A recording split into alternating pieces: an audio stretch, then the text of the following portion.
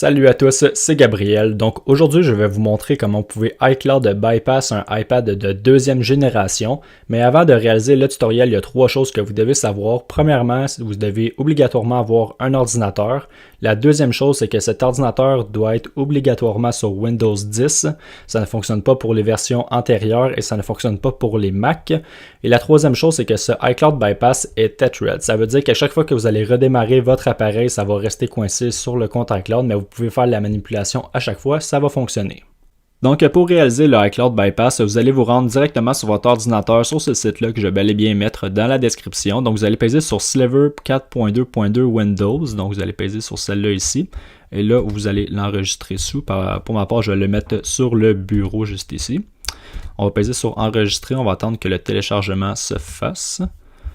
Donc, OK, c'est bon. Qu'est-ce qu'on va faire, c'est qu'on va double-cliquer dessus ici. Et là, on va peser sur extraire tout et on va l'extraire à la même place. Donc, il va s'extraire sur le bureau. Donc, pour le moment, pas besoin d'avoir votre appareil de brancher à votre ordinateur. Ça va être pour un peu plus tard. Là, vous allez double-cliquer ici. On va double-cliquer encore une fois. Et là, le but, ça va être d'ouvrir Sliver 4.2.2. Donc, pour ma part, j'ai toujours un message d'erreur à chaque fois que j'essaye de l'ouvrir parce que c'est un iCloud bypass. C'est sûr que l'antivirus n'aime vraiment pas ça. Donc, c'est ça le problème ici. The secure image was created using a trial version. Donc là, la simple solution pour régler ce problème ici, ça va simplement être de changer la date. Donc, je vais peser ici, ajuster date et heure. On pèse ici, modifier. Donc, on va juste mettre ça à 2019, modifier. On va revenir ici.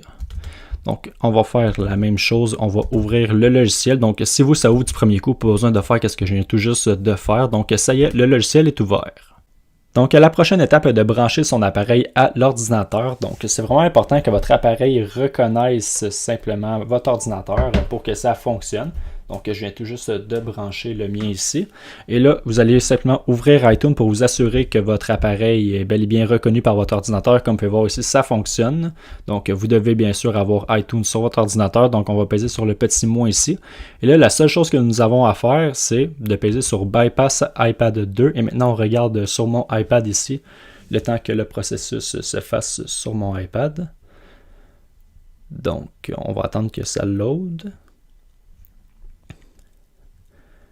Donc c'est bon, comme vous pouvez voir, mon iPad vient tout juste d'être bypass, donc ça a bel et bien fonctionné. Donc je vais voir dans les réglages ici, si je descends, comme vous pouvez voir, je n'ai pas de compte iCloud. Si je vais dans Général, Information ici, comme vous pouvez voir, ma version d'iOS, ça fonctionne pour toutes les versions d'iOS d'iPad 2. Comme vous avez vu, cette méthode est 100% gratuite et vous pouvez la faire le nombre de fois que vous voulez. Donc, je vais vous montrer ici, lorsque je simplement redémarre mon appareil, ça va rester bloqué sur le compte iCloud, mais je vais juste refaire la manipulation pour vous montrer que ça fonctionne bel et bien. Donc, ça y est, mon iPad a redémarré. Donc, on va voir s'il est encore iCloud Lock. Et oui, il est encore. Donc, on retourne sur mon ordinateur. On va encore juste peser sur Bypass iPad 2 en s'assurant que notre appareil est bel et bien connecté. Et là, comme vous pouvez voir, le bypass a encore fonctionné. Donc, c'était pas mal tout pour cette vidéo. C'était aussi simple que ça pour réaliser le bypass d'un iPad de deuxième génération. Étant donné que ce iPad n'est pas cellulaire, il ne possède pas de données cellulaires, bien, vous pouvez utiliser pas mal toutes les fonctions sans qu'il y ait aucun problème avec ce iPad-là. Donc, c'était pas mal tout pour cette vidéo. Allez, salut à tous, c'était Gabriel.